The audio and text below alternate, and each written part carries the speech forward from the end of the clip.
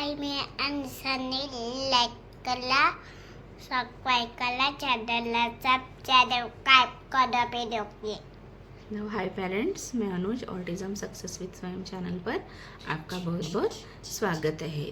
तो पेरेंट्स, आज हम पॉटी ट्रेनिंग पर वीडियो बना रहे हैं क्योंकि मेरे पास कुछ क्वेरीज आई थी कि बच्चों को पॉटी ट्रेन कैसे करें। तो ये तो मैसेज में बताना पॉसिबल नहीं था, तो इसीलिए सोचा कि चलो इस पर वीडियो ही बना डालते हैं। तो ये मेरी कोशिश है, जैसे मैंने मेरे स्वयं को बहुत ही कम एज में, यानी जब वो 18 महीने का था या 19 महीने का था, तब से मैंने इसके साथ वो स्टार्ट किया था। तो मैं अपने अनुभव आपके साथ शेयर करूँगी कि मैंने किस प्रकार स्वयं को पॉटी ट्रेनिंग दी और वो किस प्रकार सीखा। तो पेरेंट्स, स्वयं को पॉटी ट्रेनिंग में यानी पॉटी ट्रेनिंग देते समय यानी उसे कम से कम और ज़्यादा से ज़्यादा 5 वगैरह महीने लगे होंगे मुझे इसको ये चीज़ सिखाने में। बातें मत करो, मैं बोल रही हूँ ना, स्वयं बातें मत करो, ध्यान दो। तो कम से कम मुझे 4-5 महीने लगे होंगे, उससे भी कम लगते मुझे। लेकिन क्या है कि जब मैं 9:30 बजे से निकल कर 5:30 बजे तक अपने वर्किंग एरिया से आती थी, यानी उतने समय तक मेरा बेटा काकू के पास रहता था।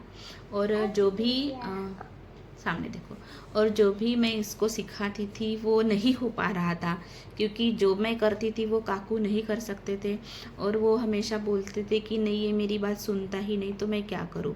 तो मैं पावरलेस थी, कुछ कर नहीं सकती थी। तो मुझे इतने दिन लगे, थोड़ा मेहनत लेना पड़ा। तो फिर भी मैंने हिम्मत नहीं हारी और ये ठान लिया था मन में कि मुझे मेरे बेटे को जल्दी से जल्दी ये सिखाना है और मुझे रिलैक्स होना है।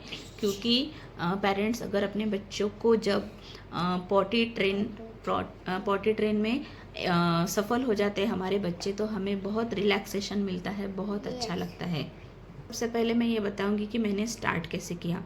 तो जब मैं थेरेपी के लिए, यानी जहाँ पे थेरेपी सेंटर है, मेरे यहाँ तो नहीं है, तो थेरेपी के लिए जब मैं गई नागपुर में, तो वहाँ मैं अपने बहन के घर में रुकी थी और वहाँ पे मैंने 2 महीने का स्टे लिया था और वहाँ से मैं थेरेपी सेंटर रोज़ इसको लेकर जाती थी।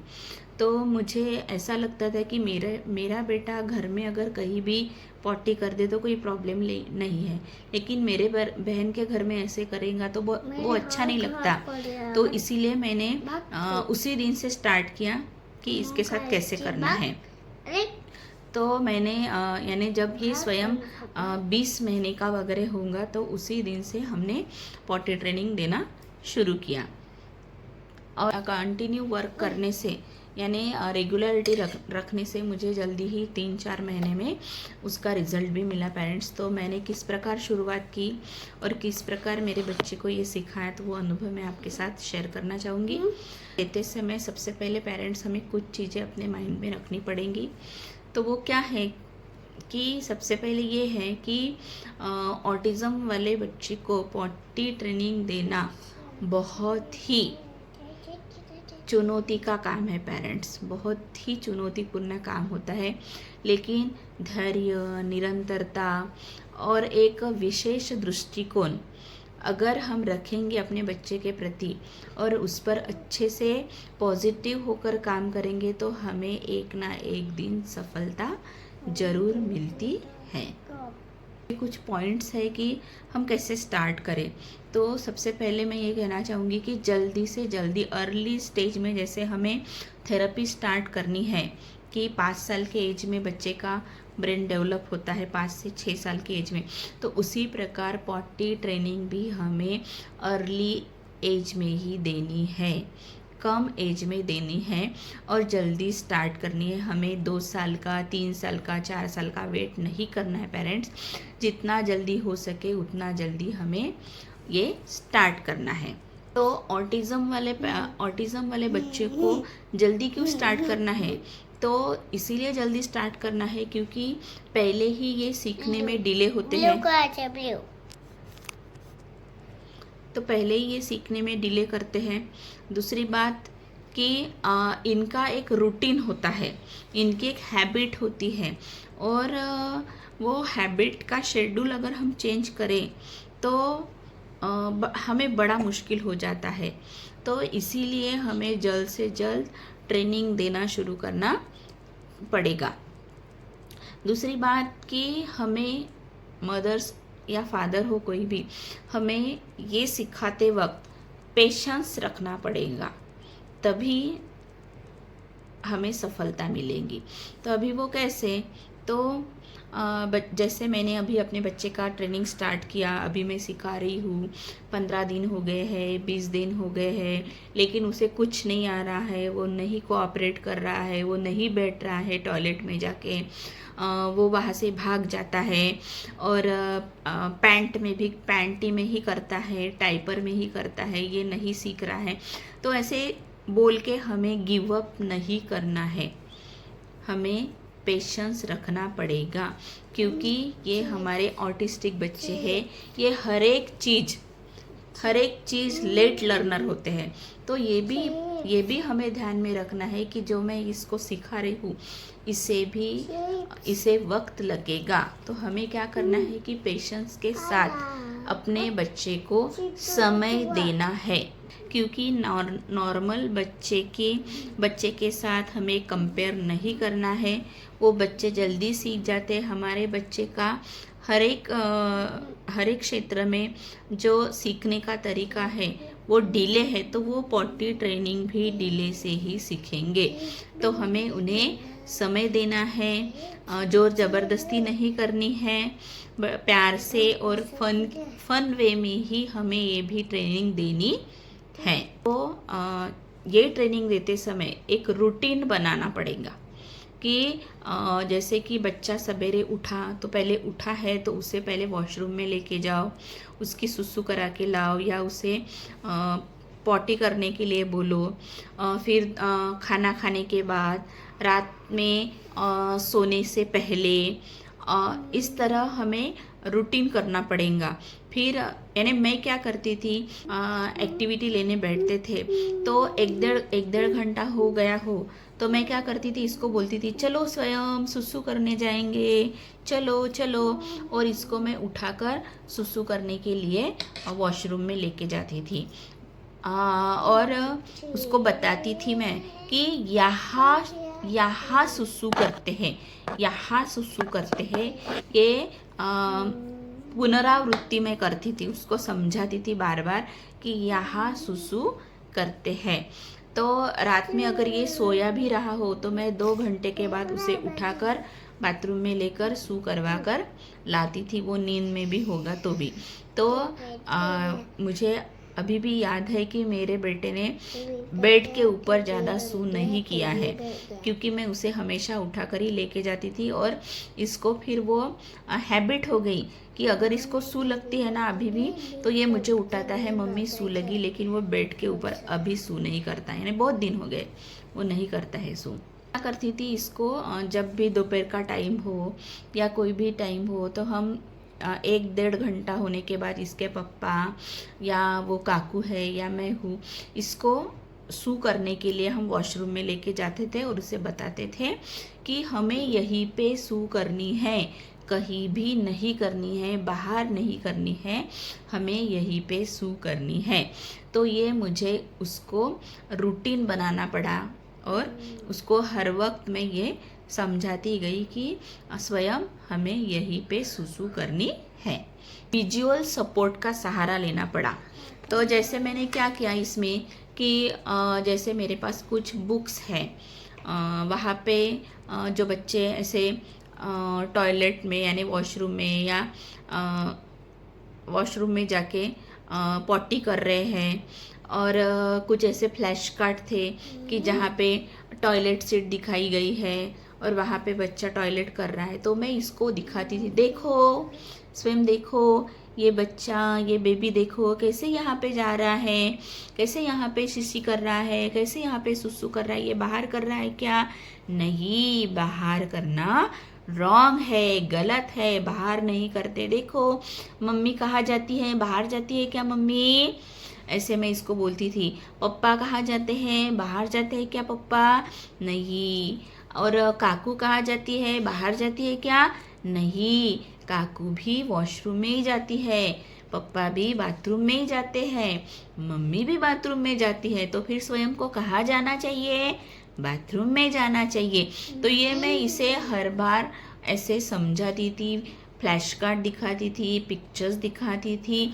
और तो मैं इस प्रकार के पिक्चर स्वयं को दिखाती थी और बोलती थी कि देखो ये बेबी कैसे टॉयलेट सीट पे बैठा है, देखो इसने यहाँ पे शीशी की है, देखो इस बच्चे ने यहाँ पे सुसु की है, तुम्हें भी यही करना है स्वयं। कई बार तो मैंने ऐसे भी किया है कि मैं भी इसके साथ गई हूँ और इसको मैंने दिखाया कि देखो मम्मी भी यहाँ पे सुसु कर रही है। इसके पप्पा भी उसे दिखाते थे कि देखो मैं भी यहाँ पे सुसु कर रहा हूँ। तो इसको ऐसे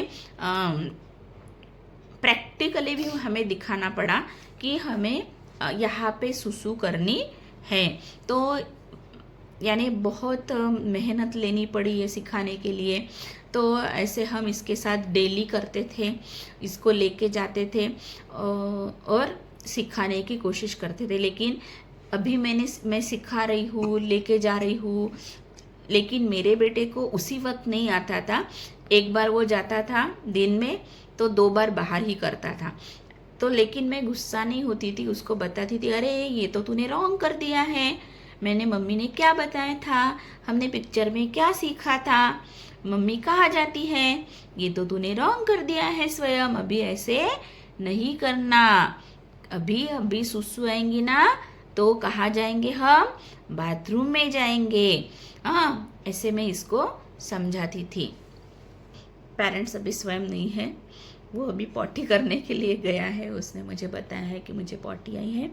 तो मैंने उसे हाथों की भी भाषा सिखाई थी कि जैसे सुसु करना है, शीशी करना है, तो ऐसे मैंने उसे हाथों की भी लैंग्वेज सिखाई थी। तो उसी प्रकार अभी वो करता है। तो पहले क्या होता था कि जैसे मैंने ये अभी आपको पार्ट बताए, तो मैं भी उसके साथ खुद वहाँ जाती थी और वहाँ पे मैं बैठती थी कि देखो ऐसे बैठते हैं, फिर ऐसे सुसु करते हैं। तो उससे मैं वो प्रैक्टिकली भी दिखाती थी कि ऐसे करते हैं। मैंने इस पर बहुत सारा वर्क किया है, बहुत सारा मुझे काम करना पड़ा, बहुत मेहनत लेनी पड़ी। तो स्टार्टिंग में मैंने क्या किया था कि ये सीट पर नहीं बैठना चाहता था। इसको क्योंकि इन बच्चों को थोड़े सेंसरी इशू भी होते हैं, तो ये सीट पर नहीं बैठना चाहता था। जैसे भी मैं इसको यानी वहाँ पे ले जाऊँ वॉशरूम में, तो ये ऐसे टाइल्स को ही ऐसे गोल गोल देखता रहता था, नल चालू कर देता था, यानी इसका डिस्ट्रैक्ट रहता था। तो सबसे पहले मुझे इसको मैंने वो सीट पे नहीं बैठना चाहता था, तो इसलिए मुझे उसे बाहर बैठने के लिए कहना पड़ा। तो फिर वो पहले बाहर बैठने लगा और कैसे तो भी उसने बाहर बैठना शुरू कर दिया।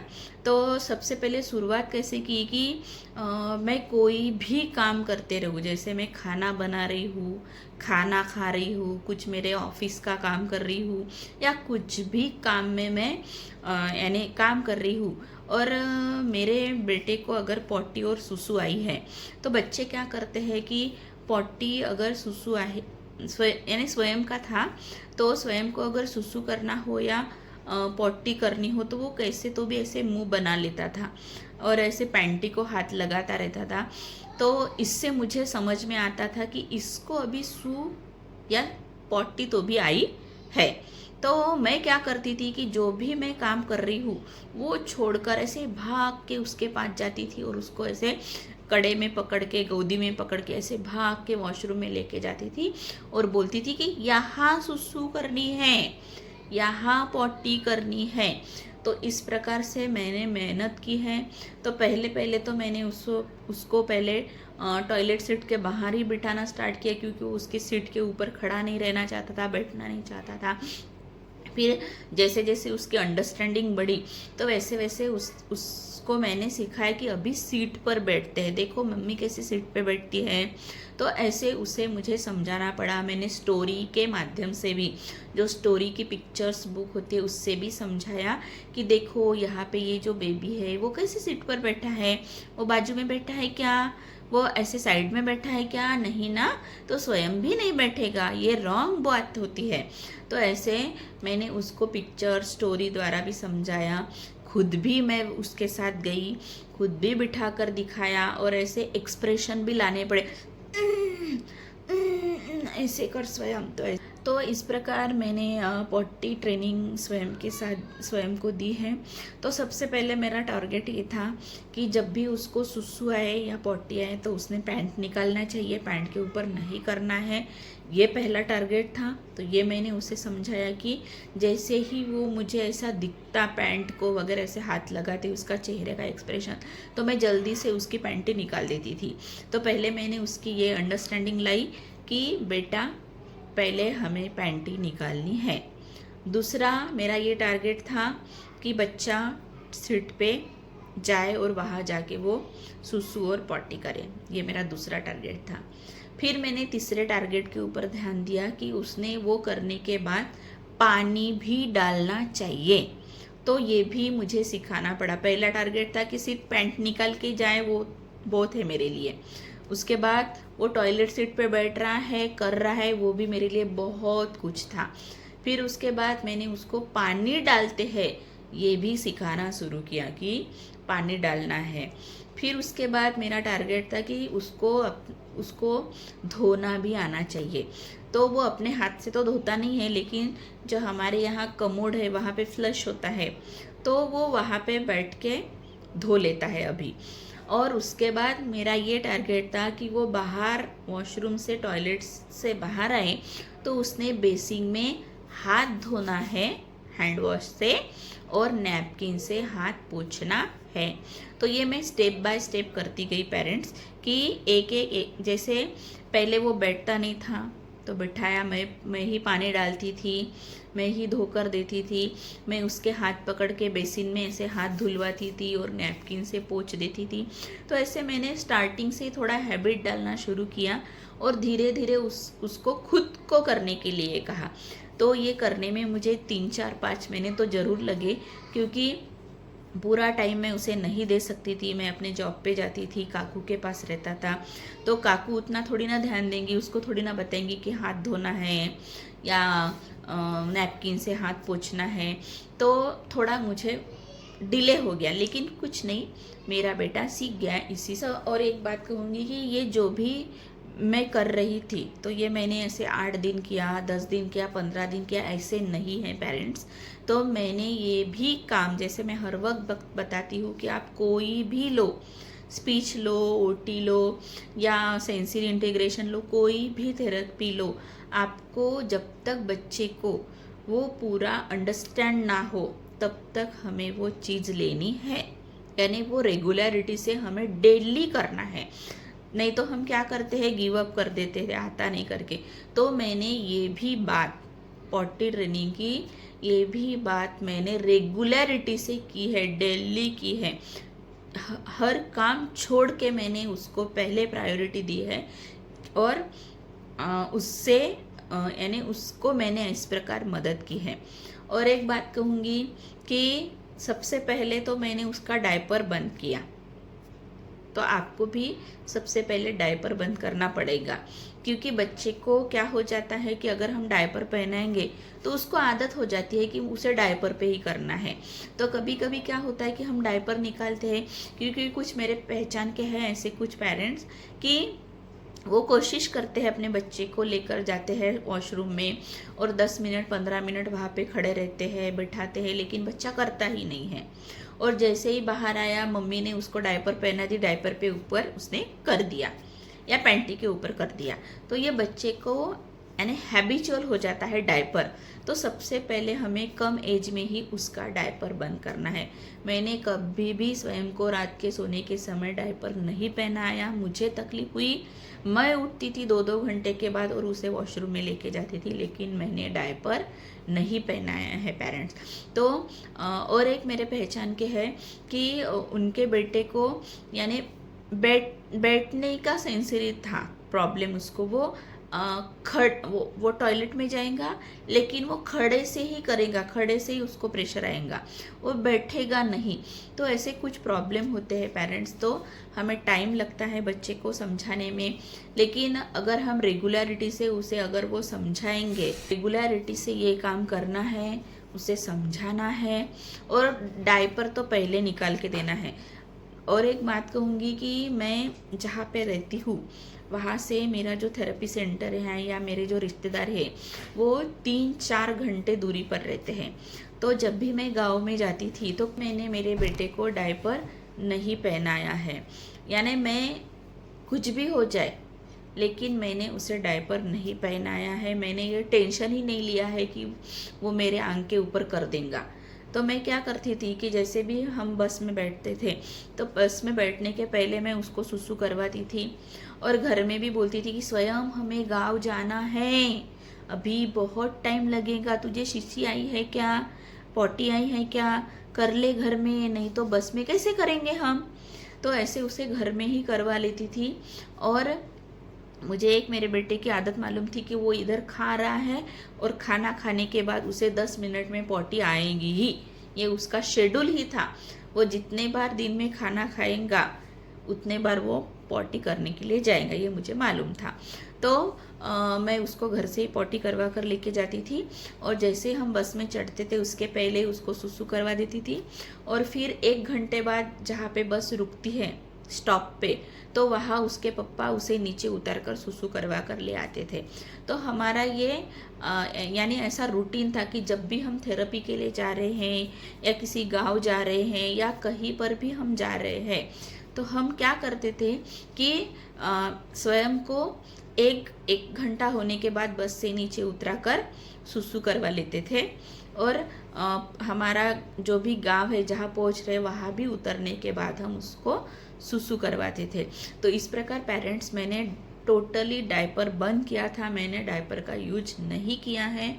तो अगर आपको भी आपके बच्चे को अच्छे से ट्रेन करवाना है या उसको पॉटरी ट्रेनिंग देना है और रिलैक्स रहना है तो आपको जो मैंने ये बातें बताई है कि किस प्रकार मैंने स्वयं के साथ काम किया है तो आप उन्हें फॉलो करके देखिए, आपको भी बहुत अच्छा रिजल्ट मिलेगा। आपके बच्चे में भी जल्दी से इम्प्रूवमेंट आएगा और वो पॉटी करना या टॉयलेट करना वॉशरूम में जा। इस तरह आप अगर धैर्य से और समर्पण से अगर अपने बच्चे के साथ काम करेंगे जैसे मैंने किया तो मुझे सफलता मिली। तो मैं श्योरिटी देती हूँ पेरेंट्स कि आप भी अगर धैर्य से और समर्पण से काम करेंगे, हिम्मत नहीं हारेंगे, गिव अप नहीं करेंगे, छोड़ नहीं देंगे और रेगुलरिटी में कंसिस्टेंसी रखेंगे तो आपको भी एक ना एक दिन सफलता मिलनी है। हमें कंपैरिजन नहीं करना है कि इसके बेटे को 2 महीने में आ गया, उसके बेटे को 4 महीने में आ गया और मेरे बेटे को आ ही नहीं रहा है, तो कैसे आएगा। क्योंकि हर एक बच्चा, हर एक पर्सन अलग अलग होता है, हर एक का सीखने का तरीका अलग होता है, हर एक को हर एक चीज़ सीखने में समय लगता है। तो हमें भी अपने बच्चे को समझना चाहिए और उसे उसका टाइम देना चाहिए और हमारा वर्क शुरू रखना चाहिए। आज का वीडियो मैं थोड़ा छोटा ही बनाने वाली थी लेकिन बातों बातों में इतना बड़ा हो गया है तो उसके लिए सॉरी कहूँगी। तो अगर आपको मेरा वीडियो पसंद आया हो या जो भी मैंने आज जो स्वयं के बारे में किस प्रकार मैंने उसके साथ काम किया है ये बताया है, तो अगर आपको ये पसंद आया हो तो प्लीज़ मेरी वीडियो को लाइक कर देना, चैनल को शेयर और सब्सक्राइब करना मत भूलना। तो आज के लिए इतना ही parents, thank you so much.